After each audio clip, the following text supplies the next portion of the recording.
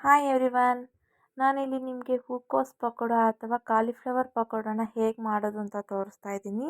ಬನ್ನಿ ಹೇಗೆ ಮಾಡೋದು ಅಂತ ನೋಡೋಣ.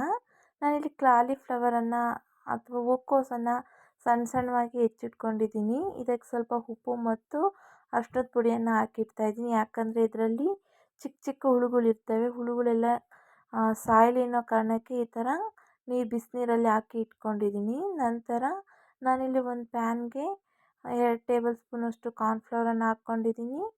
ಕಾರ್ನ್ಫ್ಲವರ್ ಕ್ರಿಸ್ಪಿನೆಸ್ಗೋಸ್ಕರ ಹಾಕ್ಕೊಂಡಿದ್ದೀನಿ. ನೀವು ಅಕ್ಕಿ ಹಿಟ್ಟನ್ನಾದರೂ ಯೂಸ್ ಮಾಡ್ಬೋದು.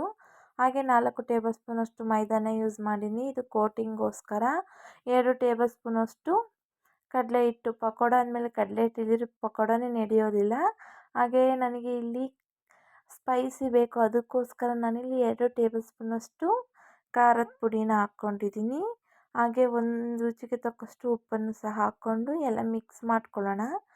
ಮಿಕ್ಸ್ ಮಾಡ್ಕೊಂಡು ನಂತರ ನಾನಿಲ್ಲಿ ಇದಕ್ಕೆ ಶುಂಠಿ ಬೆಳ್ಳುಳ್ಳಿ ಪೇಸ್ಟನ್ನು ಸಹ ಹಾಕ್ಕೊಳ್ತಾ ಇದ್ದೀನಿ. ನಾನಿಲ್ಲಿ 1 ಟೇಬಲ್ ಸ್ಪೂನಷ್ಟು ಶುಂಠಿ ಬೆಳ್ಳುಳ್ಳಿ ಪೇಸ್ಟನ್ನು ಹಾಕಿ ಇದಕ್ಕೆ ಸ್ವಲ್ಪ ನೀರನ್ನು ಹಾಕ್ಕೊಳ್ತಾ ಕಲಿಸ್ಕೋಬೇಕು. ಇದನ್ನು ತೀರಾ ತೆಳ್ಳಗೂ ಅಲ್ಲ ತೀರಾ ಗಟ್ಟಿಗೂ ಅಲ್ಲ, ಮೀಡಿಯಮ್ಮಾಗಿ ಕಲಸಿಟ್ಕೊಳ್ಬೇಕು. ನೋಡಿ ಈ ರೀತಿ ಇಲ್ಲಿ ಏನು ಕಲಿಸ್ತಾ ಇದ್ದೀನಿ ಈ ರೀತಿ ಕಲಿಸ್ಕೊಂಡು ನೋಡಿ ಈ ರೀತಿ ಕಲಸಿ ಇಟ್ಕೊಳ್ಬೇಕು. ಇದಕ್ಕೆ ನಾನು ಆಗಲೇ ತೊಳೆದಿಟ್ಕೊಂಡಂತಹ ಹೂಕೋಸನ್ನು ಹಾಕ್ಕೊಳ್ಳೋಣ. ಹೂಕೋಸುಗಳನ್ನು ಹಾಕಿ ಚೆನ್ನಾಗಿ ಮಸಾಲೆ ಹೊಂದ್ಕೊಳ್ಳೋ ಹಾಗೆ ಎಲ್ಲ ಚೆನ್ನಾಗಿ ಕಲಿಸ್ಕೊಳ್ಳೋಣ. ನಂತರ ಇದಕ್ಕೆ ನಾನಿಲ್ಲಿ ಒಂದು ಅರ್ಧ ನಿಂಬೆಹುಳನ್ನು ಹಿಂಡ್ತಾ ಇದ್ದೀನಿ.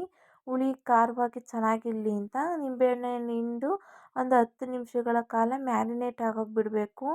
ಈಗ ನಾನಿಲ್ಲಿ ಒಂದು ಬಾಣಲಿಗೆ ಎಣ್ಣೆ ಕಾಯೋದಕ್ಕೆ ಇಟ್ಟಿದ್ದೀನಿ. ಇಲ್ಲಿ ನಾವು ಏನು ಈರುಳ್ಳಿ ಪಕೋಡ ಹಾಕ್ತೀವೋ ಆ ರೀತಿ ಚಿಕ್ಕ ಚಿಕ್ಕವಾಗಿ ಎಲ್ಲ ಈ ರೀತಿ ಹಾಕ್ಕೋಬೇಕು. ನೋಡಿ ಇದನ್ನು ಹಾಕ್ಕೊಂಡಿದ್ದೀನಿ. ಅರ್ಧ ಬೆಂದಿದೆ. ಅರ್ಧ ಬೆಂದ ನಂತರ ನಾನು ಇದಕ್ಕೆ ಕರಿಬೇವನ್ನು ಹಾಕ್ಕೊಳ್ತಾ ಇದ್ದೀನಿ. ಕರಿಬೇವನ್ನು ಹಾಕ್ಕೊಳ್ಳೋದ್ರಿಂದ ಅದರದ್ದು ಸ್ಮೆಲ್ ಚೆನ್ನಾಗಿರುತ್ತದೆ ಅನ್ನೋಕ್ಕೋಸ್ಕರ ನಾನು ಇಲ್ಲಿ ಕರಿಬೇವನ್ನು ಹಾಕ್ಕೊಂಡಿದ್ದೀನಿ. ಈಗ ಪೂರ್ತಿ ಪ್ರಮಾಣವಾಗಿ ಬೆಂದಿದೆ. ಇದನ್ನು ಒಂದು ಬೌಲ್ಗೆ ಎತ್ತಿಟ್ಕೊಳ್ಳೋಣ. ನೋಡಿ ರೆಡಿಯಾಗಿ ಹೋಯಿತು ಕಾಲಿಫ್ಲವರ್ ಪಕೋಡ ಅಥವಾ ಹೂಕೋಸು ಪಕೋಡ. ನೀವು ಕೂಡ ನಿಮ್ಮ ಮನೆಯಲ್ಲಿ ಮಾಡ್ಕೊಂಡು ತಿಂದ್ಕೊಳ್ಳಿ.